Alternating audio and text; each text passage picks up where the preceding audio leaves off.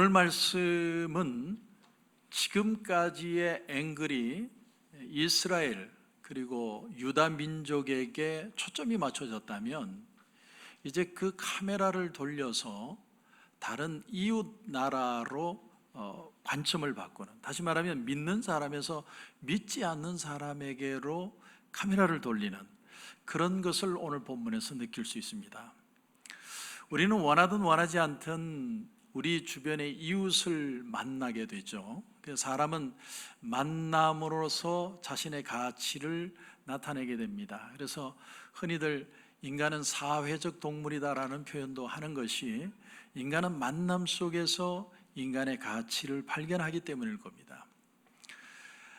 오래전에 의학에 대한 다큐멘터리를 보니까 마취 기술이 처음 개발이 되었을 때 그전에는 수술이라는 게 고문이었다고 합니다. 고문.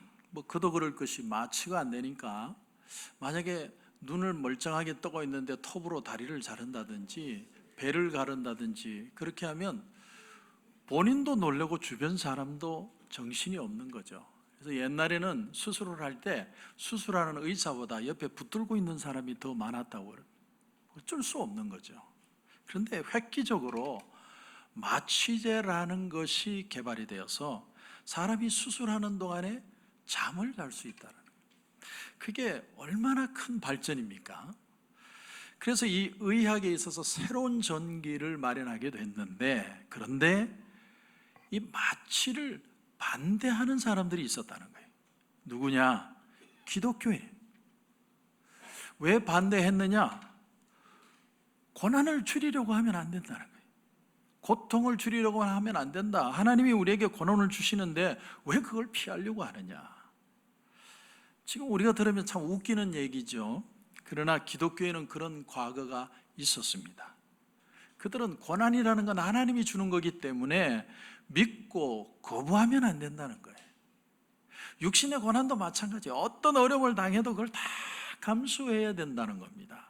그렇기 때문에 마취제라는 걸 사용해서 고난을 줄이는 건 하나님 앞에 불신이다.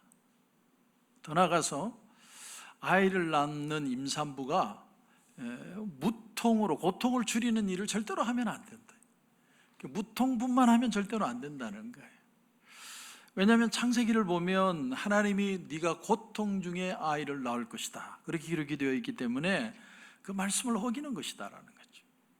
그러니까 여러분, 성경을 알려면 제대로 알아야 되고 전체를 알아야지 부분을 가지고 주장하다 보면 정말 별의별 얘기가 다 나오고 나중에는 말릴 길이 없습니다. 말릴 길이 없는 거예요. 그러니까 하나님을 오해하는 겁니다. 고통을 주시는 원인, 깨닫게 하시는 근본적인 이유를 알아야 되는데 형상적으로 나타나는 고통만을 보는 거예요. 그래서 오해하고 그래서 돌아서지를 못하는 겁니다. 하나님은 그러므로 지금도 우리의 시선을 돌리게 하시는 겁니다. 진정한 의미가 뭔지, 어떤 참 의미가 있는지를 알도록 우리의 고개를 돌리시는 거죠. 그래서 여러분 오늘 2절을 한번 보십시오. 2절을 보시면 인자야 내 얼굴을 암몬 족속에게 돌리고 이렇게 표현합니다. 돌려라. 돌리라는 말은 마음을 주라는 거죠. 지금까지는 마음을 주지 않았는데 이제는 너의 시선을 너의 중심에서 돌려서 네 주변을 보라 이런 말이죠. 암몬 족속에게 돌리고 그들에게 예언하라. 너는 암몬 족속에게 이르기를 너희는 주 여호와의 말씀을 들을지어다.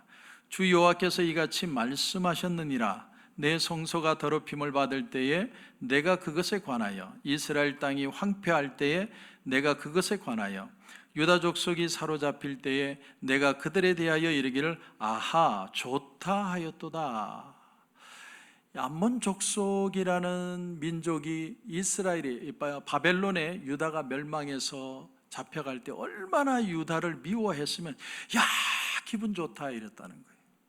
6절을 가면 더 리얼합니다. 6절을 보시면 네가 이스라엘 땅에 대하여 손뼉을 치고 발을 구르고 마음을 다하여 멸시하며 즐거워했다.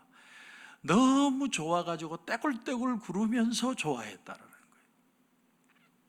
우리가 살면서 내가 못 되는 걸 보고 그렇게 좋아하는 사람들이 있을 때 우리는 그런 생각을 하게 됩니다. 도대체 내가 저 사람한테 어떻게 했길래 저렇게 나한테 반응을 할까?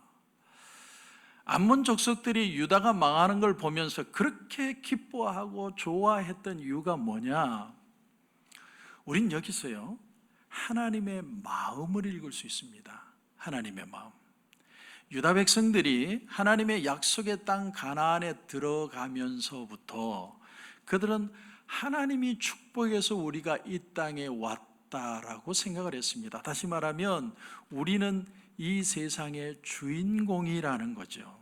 그러므로 다른 이웃 나라들에 대해서는 하등 생각할 가치가 없다, 이렇게 생각한 겁니다.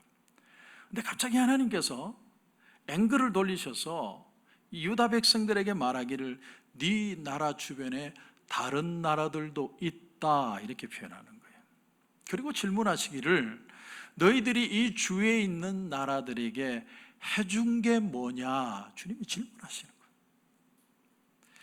유대인들은 언제나 자기 문제에 빠지고 언제나 자기 행복만 생각하다 보니까 어려울 때나 뭐 잘 살 때나 남에게 뭔가를 베푼다는 건 전혀 생각하지 않았습니다. 늘 자기 중심적이다 보니까 주위에 있는 이웃들이 그 모습을 보고 뼈에 사무치도록 미워한 거예요. 여러분, 일단 조금 더 보면 여러분 모압 족속에 대한 얘기도 나옵니다. 8절부터 한번 보십시오. 8절. 주 여호와께서 이같이 말씀하셨느니라. 모압과 세일에 이르기를 유다 족속은 모든 이방과 다름이 없다 하도다. 여기 보니까 모압 사람들은 어떻게 얘기를 했냐면 유다 족속이, 다시 말하면 믿는 사람들이 안 믿는 사람하고 다른 게 하나도 없더라, 이렇게 말하는 거예요. 예수 안 믿는 사람하고 믿는 사람이 다른 게 하나도 없더라는 거예요. 그러니까 유다 백성들도 실제로 겪어보니까 다를 것도 없는데 우리가 뭐 하려고 그 사람들의 문제에 관심을 가질 필요가 있냐, 이런 얘기예요. 우리가 여기서 또 하나 깨닫는 것이 뭐냐면, 그것은 하나님은 하나님을 믿는 사람들에게 영적인 복을 주신다는 거예요. 영적인 복. 우리 속사람을 새롭게 하고 하나님의 놀라운 성품을 부어주십니다. 그래서 우리 내면에 변화가 일어납니다, 은혜를 받으면. 그런데 이 세상은요, 영적인 복만 가지고 살아갈 수는 없습니다. 그래서 하나님은 돈도 주시고 세상적인 것도 많이 주셨습니다. 그런데 이때 우리가 착각하면 안 됩니다. 그것은 진짜 복이 아니라 진짜 복에 따라오는 부스러기 은혜라는 거예요. 백화점에 가서 물건을 사면 사은품으로 주는 화장품 하나 딸려오는 겁니다. 근데 하나님의 백성들이 영적인 복이든 세상적인 복이든 다 챙기려고 그러니까 굉장히 인색해지고 나쁜 이미지를 주게 되었다는 거예요. 그래서 우리가 받은 은혜를 세상에 나눈다는 말은 하나님이 주신 영적인 은혜가 내게 너무나 귀해서 내게 주신 부산물을 조금 나누겠다는 뜻입니다. 그런 마음이에요. 이건 하나님이 주신 복에 비하면 1000배, 만분의 1도 안 되는 거죠. 그러므로 우리는 신앙의 본질, 비본질 구분할 줄 알아야 돼요. 본질은 하나님의 말씀입니다. 이 말씀의 복은 절대로 빼앗기면 안 돼요. 말씀에 목숨을 걸어야 됩니다. 그러나 비본질적인 것, 신앙의 본질의 문제가 아닌 것에 대해서는 얼마든지 양보하고 타협할 수 있는 사람들이 그런 모습을 볼 때 우리를 보고 존중하게 된다라는 거예요. 그런데 유대인들은 정반대로 했어요.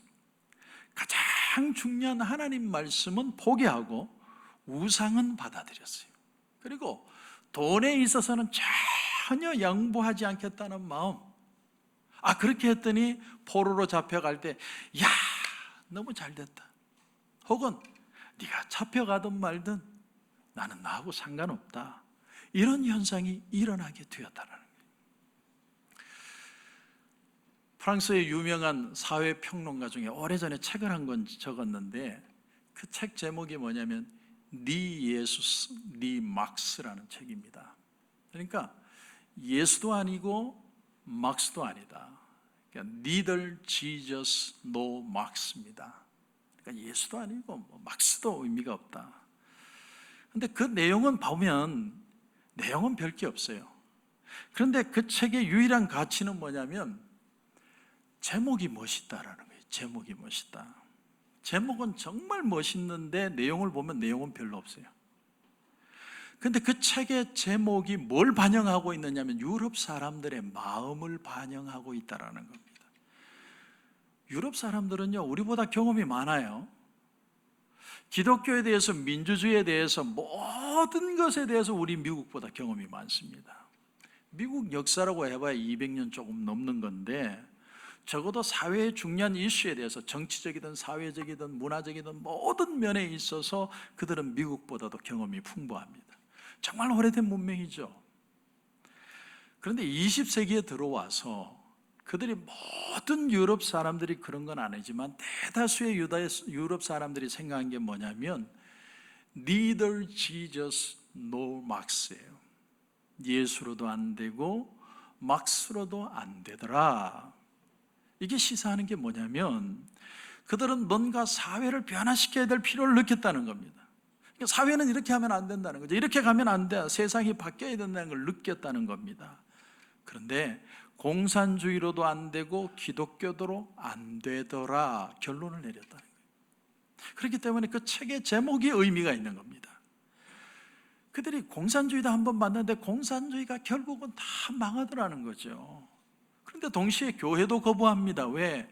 교회들마다 건물은 너무나도 훌륭한데 너무나 멋있는데 사람들은 떠나가고 나이 든 분들만 몇 명 남아있는 그 모습을 보면서 우리가 세상에 줄 수 있는 무언가를 놓쳤다라는 거예요. 우리가 여기서 깨닫는 사실이 뭐냐면 이스라엘 백성들은, 그리스도인들은 자기들이 존재하는 것이 하나님 앞에 복받기 위해서라고 생각했다는 거예요. 그런데 하나님이 진짜 복을 주신 이유는 뭐냐면 단지 우리만 복받고 잘 살라는 게 아니라 너희들이 축복의 통로가 되어야 된다라는 사실이에요. 우리로 축복의 통로가 되게 하시기 위해서 하나님이 은혜를 부어주십니다. 여러분 12절도 한번 보십시오. 12절을 보시면 주 여호와께서 이같이 말씀하셨느니라. 에돔이 유다 족속을 쳐서 원수를 갚았고 원수를 갚음으로 심히 범죄하였도다. 여기 보니까 원수, 왼수 이런 말 나옵니다. 한때 에돔이라는 나라는 이스라엘의 철천지 왼수였습니다. 다윗이 에돔 족속을 많이 죽였습니다. 그러나 한때 원수의 나라였다고 해서 끝까지 원수가 되라는 법은 없습니다. 근데 유다는 자기들만의 유익을 추구하다 보니까 철천지 원수가 된 거예요. 여러분 우리가 잘 들어보십시오. 원수 갚는 방법에는 두 가지가 있습니다. 첫째는 뭐냐면 내 원수가 그야말로 쫄딱 망하는 거예요. 나를 그렇게 미워하고 못 살고 있는 사람이 암이 걸린다든지 재산을 다 날리고 뱅크럽시 한다든지 자식들이 전부 다 잘못돼가지고 빌어먹는다든지 그런 걸 보는 거예요. 우리가 그런 걸 보고 싶은 이유가 뭐냐면 내가 자존심의 상처를 너무 많이 받았기 때문에. 그러나 더 좋은 원수 갚는 법이 있습니다. 그것이 뭐냐면 한때 나를 미워하고 업신여기고 자존심에 상처를 주고 그런 사람이 진짜로 은혜를 받아가지고 진짜 하나님의 복을 받고 훌륭하게 잘 되는 겁니다. 그러니까 이 세상에 비참하게 망하는 사람이 한 사람 더 생기는 것보다는 나의 원수가 온전히 하나님 만나고 변화되는 삶이 더 귀하다는 사실, 더 귀한 거예요. 하나님은 악한 자들이 조금씩 변화되거나 변화될 가능성이 있을 때 이 세상을 지켜주시는 거예요. 그러나 믿는 사람들이 더 완고해지고 악한 사람들이 더 세상에 악해져 간다면 하나님이 이 땅을 지킬 필요가 없으신 겁니다.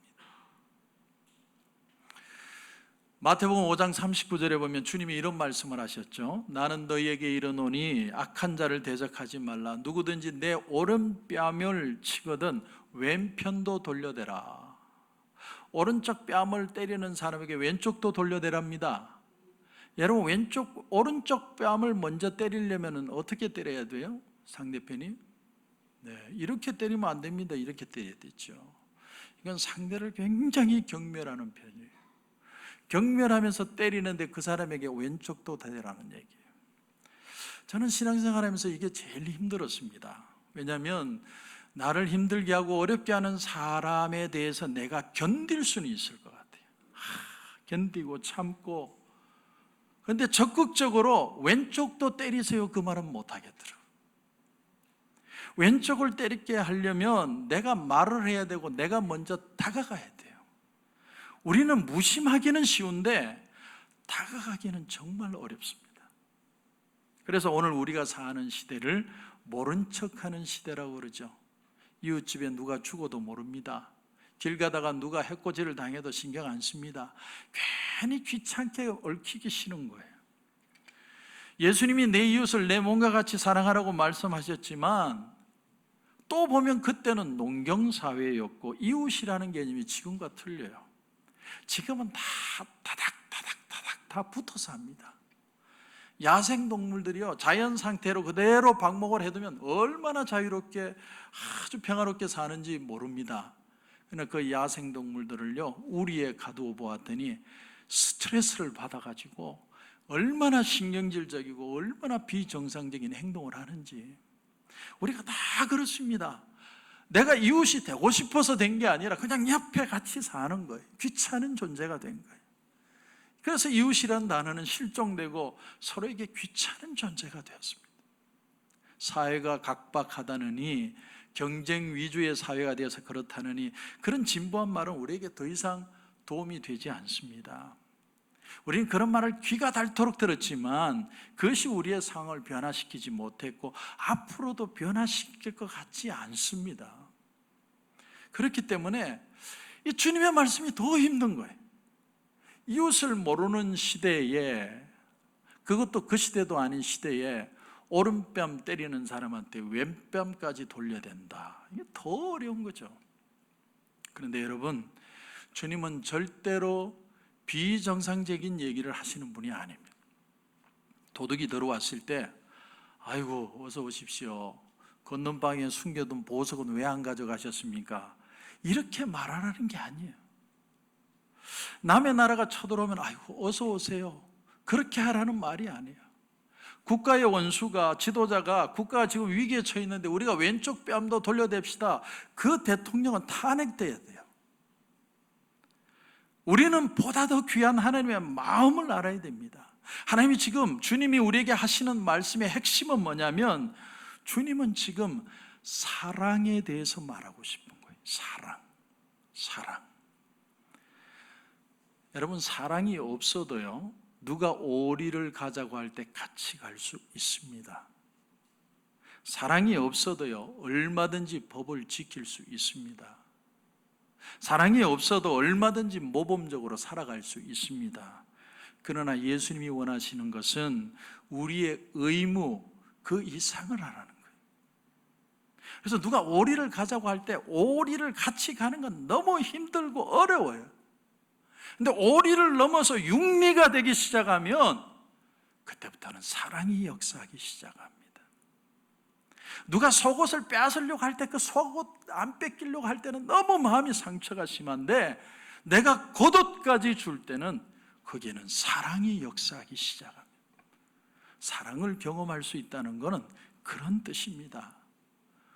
우리는 의무까지만 해가지고는 늘 뺏기는 마음, 상처받는 마음, 그런 마음을 가지고 사는데 요구하는 것까지만 하면 그것밖에 될 수 없는데 그것을 넘어서면서부터 마음속에 사랑을 경험하기 시작합니다. 또 하나는 뭐냐면 오른뺨 치는 자에게 왼뺨을 돌려대는 그 말씀에서 하나님의 속성을 발견합니다. 하나님의 속성. 하나님의 성품은 어떤가? 마태복음 5장 45절에 보면 하나님이 그 해를 악인과 선인에게 비추시며 비를 의로운 자와 불의한 자에게 내려주신다. 굉장히 유명한 말씀이죠. 이게 하나님의 속성입니다. 이걸 모르는 사람들은 하나님을 모르는 거예요. 그런데 이 본문을 읽을 때마다 이거 불공평하지 않느냐? 그런데 불공평하다고 생각하는 사람들은 모두가 다 자기가 의인이라고 생각하기 때문입니다. 선하다고 생각해요. 자기 스스로를 선하다고 생각하는 사람이 불공평하다고 생각하는 것. 그런데 그건 착각입니다. 우리에게 햇빛과 비를 내리시는 이유가 뭐냐면 우리가 선인이기 때문이 아니라 우리가 악인인데 하나님은 우리를 용서하시고 사랑하시기 때문이라는 거예요. 만일 하나님이 의인에게만 비를 내려주신다면 우리는 다 타 죽었어요. 다 타 죽었어요. 그러니까 남의 얘기가 아니에요. 우리가 여기서 배워야 할 것이 바로 이겁니다. 하나님의 온전하심, 하나님의 공평하심. 그래서 오늘 본문에 보면 유다는 예언대로 그들이 그 말씀을 듣고도 깨닫지 못해 다 나라가 망하고 포로로 끌려갑니다. 그런데 놀라운 사실은 그들이 포로로 끌려갈 때 주변 나라들도 같이 망하는 거예요. 바벨론이 쳐들어왔을 때 암몬도 같이 망하는 바람에 그 암몬의 땅을 아랍의 유목민들이 차지를 합니다. 그런가 하면 모압이라는 나라도 바벨론의 포로로 유다가 끌려간 뒤에 5년 후에 바벨론이 다시 쳐들어와서 모압을 완전히 다 박살내버렸습니다. 그러므로 여러분 도전합니다. 하나님의 마음을 정말 아는 것이 중요합니다. 하나님이 정말 어떤 마음을 가지고 계시냐, 하나님의 마인드라는 게 도대체 뭐냐, 그것을 보여주는 가장 귀한 말씀 중에 하나가 에스겔서 18장 23절입니다. 18장 23절에 보면 이런 말씀이 나옵니다. 주 여호와의 말씀이니라 내가 어찌 악인이 죽는 것을 조금인들 기뻐하랴. 악한 사람 죽는 거 하나님 기뻐하시지 않는다는 거예요. 사람은 그렇지 않습니다. 사람은 그게 기쁠 수 있어요. 오랫동안 날 힘들게 하고 괴롭게 하고 열받게 하고 어렵게 하고 자존심 상하게 하고 그런 사람이 잘못되면 야 잘됐다고 쌤통이다. 사람은 고소하게 얘기할지 몰라도 하나님은 그렇게 보시지 않고 악인이 죽는 걸 하나님이 슬퍼하신다는 거예요. 그럼 하나님이 기뻐하는 게 뭐냐? 그 다음 구절을 보면 이렇게 되어 있습니다. 그가 돌이켜 그 길에서 떠나 사는 것을 어찌 기뻐하지 아니하겠느냐. 하나님의 목적은요, 회복입니다. 회복. 다시 돌아오고 다시 치유되는 거예요. 이 하나님의 성품 때문에 우리가 하나님 앞에 회개할 수 있는 겁니다.